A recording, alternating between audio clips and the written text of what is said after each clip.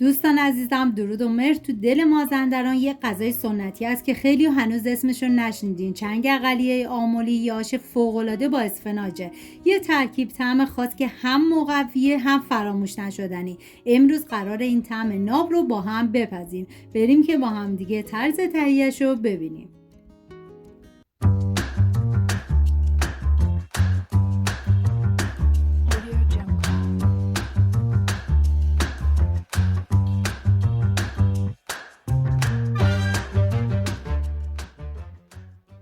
این غذا 2 مرحله پیاز داره که مرحله اول از 3 عدد پیاز استفاده کردم و به صورت استرسی ریز میکنم. این آش برای 10 نفر در نظر گرفته شده. شما به اساس تعداد نفرات باید مواد رو کم یا زیاد کنید. من اندازه ها رو هم در طول ویدیو میگم هم داخل دیسکریپشن نوشتم. داخل قابلم به مقداری کره حیوانی ریختم که عزیزانی که وگان هستن از هر نوع روغنی که دوست دارن میتونن استفاده کنن. بعد از داغ شدن پیاز رو بهش اضافه میکنم، هم میزنم و میذارم تا پیاز تف بخوره. همین اول ویدیو هم میگم دم آملیای عزیزمون گرم با این آش فوق العاده خوشمزه شون. به نظر من جز خوشمزه ترین و اصیل ترین آشای ایرانی بود. نوبت اضافه کردن ادویه هست، شامل زردچوبه، پودر تخم گشنیز، نمک و فلفل سیاه. ببینید پودر تخم گشنیز تو دستور تهیه غذای اصلی نبود، پس قابل حذفه. ولی به نظر من اگه داشتین استفاده بکنید طعم آشو فوق العاده خوشمزه تر میکنه. حالا تا ادویه ها تف میخورم میریم سراغ چغندر که نیاز به 1 عدد چغندر کوچیک داریم. من چغندرم کمی بزرگ بود. بعد از پوست کردن و خورد کردن نصف این چغندر رو برای آش استفاده میکنم، چون اگه چغندر زیادی استفاده بکنید طعم این آش رو شیرین میکنه. بعد از اینکه ادویه ها تف خوردن ما نیاز به لوبیا چیتی، نخود و لوبیا سفید داریم که من 130 گرم معادل 1 لیوان سرخالی از شب قبل خیس کردم و چندین مرتبه آبشون رو عوض کردم. میریزم داخل قابلمه همراه با چغندر ریز شده، هم میزنم تا همه مواد با هم دیگه مخلوط بشن.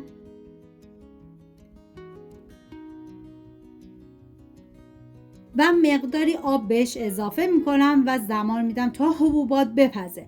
ببینید همون اول آب زیادی استفاده نکنید، مقداری آب بریزید در طی زمان پخت. اگر دیدین که آشتون کمی سفت شده دوباره بهش آب جوش اضافه کنید. من مقدار عصاره قلم داشتم که بهش اضافه میکنم چون طعم این آشو فوق العاده خوشمزه تر میکنه. عزیزانی که وگان هستن این مرحله رو حذف کنن. و حالا زمان میدم تا حبوبات کاملا بپزه. بعد از اینکه حبوبات تقریبا پخته شدن ما تو این مرحله عدس رو بهش اضافه میکنیم که 130 گرم عدس معادل 1 لیوان میشه. از 4 ساعت قبل خیس کردم. میریزم داخل قابلمه، هم میزنم و زمان میدم تا عدس با بقیه حبوبات بپزه. واقعا جای تک تک شما دوستان عزیز خالی. من هرچه از عطر و طعم خوشمزگی این آش بگم کمه، باید خودتون دست به کار بشین و حتما درستش کنید. میریم برای پیاز مرحله دوم که من از 7 عدد استفاده کردم، به صورت اسلایسی ریز میکنم و 5 حبه سیرم ریز ریز خورد میکنم. ببینید من آشای اصیل و سنتی زیادی درست کردم که لینکش رو داخل دیسکریپشن میذارم.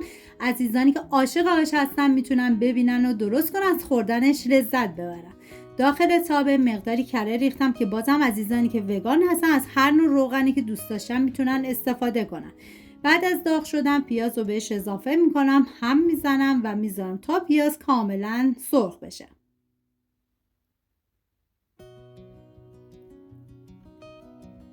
ادویه ها شامل زردچوبه، فلفل سیاه، نمک و پودر تخم گشنیز هستش که پودر تخم گشنیزم توی این مرحله قابل حذفه.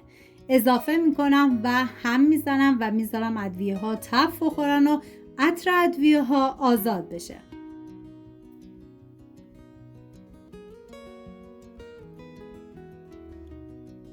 توی این فاصله میریم سراغ اسفناج که من از 5 دسته اسفناج استفاده کردم و خوردشون میکنم. ببینید خیلی ریز ریز نباید خورد بشه. و بعد از اینکه ادویه ها تف خوردن اسفناج رو بهش اضافه میکنم. ما نیاز به برگ چغندر داریم که من برگ چغندر فریزری داشتم. از 2 دسته استفاده کردم و به اسفناج اضافه میکنم.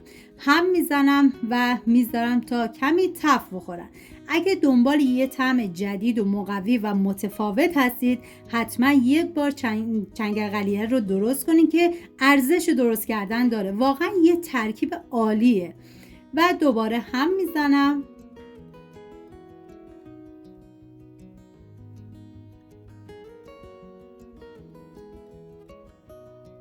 و بعد از اینکه دیگه اسفناج با برگ چغندر کاملا تف خورد، حالا سیر ریز شده رو بهش اضافه میکنم و هم میزنم و میذارم تا سیرم کمی تف بخوره و بعد دیگه حرارت رو خاموش میکنم.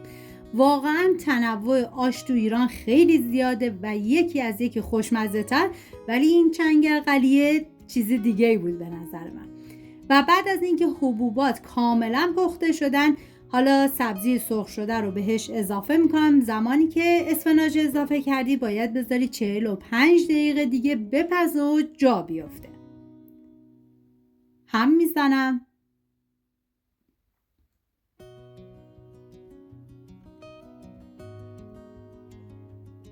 و میریم سراغ چاشنی خوشمزه این آش که رب آلوچه هستش. اگر رب آلوچه نداشتی میتونی از رب انار ملس هم استفاده کنی که من 3 قاشق غذاخوری استفاده کردم، میزم داخل قابلمه و 6 قاشق غذاخوری هم سیرداغ استفاده کردم که اصلا طعم این آشو بی‌نظیر میکنه. 100 گرم آلوچه جنگلی هم نیاز داریم که میریزم، هم میزنم و دیگه زمان میدم تا این آش خوشمزمون جا بیفته.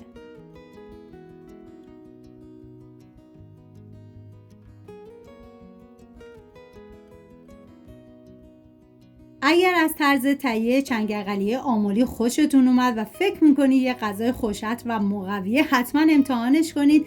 لایک و سابسکرایب یادتون نره. تو کامنت ها بنویسید که دوست داریم ویدیوی بعدی سراغ کدوم غذای سنتی بریم. تا ویدیوی بعدی دلتون شاد و سفره‌هاتون گرم. تا درودی دیگر، بدرود.